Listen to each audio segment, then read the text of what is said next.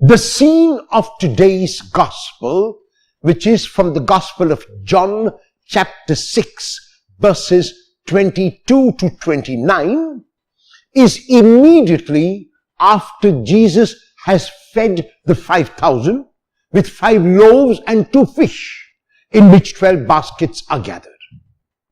The people have had their fill, they have been satisfied, and now they continue to look for Jesus, but their looking is a very superficial looking. They look for Jesus only to satisfy their physical hunger.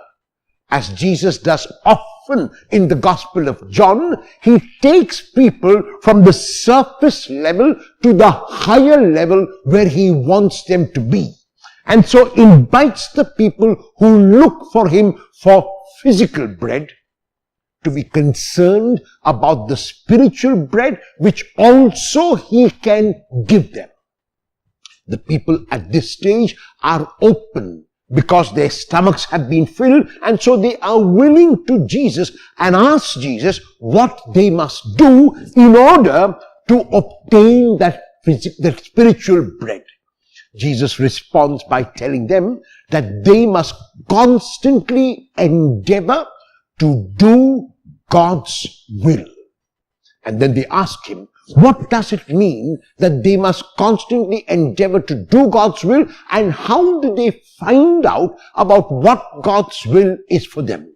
Jesus responds by telling them, this is the way that they will find God's will. They have to do whatever is required of them to the best of their ability in every single situation. After they have done all that is required of them, they turn to the Lord and ask the Lord to do what remains. They will not remain undone what they could do. They will not expect the Lord to do for them what they can and what they must do. They will push and pull and do whatever is required to the best of their ability. After they have done that, and only after they have done that, they turn to the Lord and ask the Lord to complete what remains to be done. To do God's will means they will not be concerned about the result of the action, because the result of the action will be according to God's will. If they accept the result of the action, no matter what it might be, after having done all that is required of them, that what happens is God's will. And this is what Jesus said in the last verse of the gospel text of today, that he has shown them in his own life, through his words and through his actions and through the kind of person that he is, what it means to do God's will. It means feeding the 5,000. It means reaching out to them in love, and it means accepting whatever happens after that as God's will.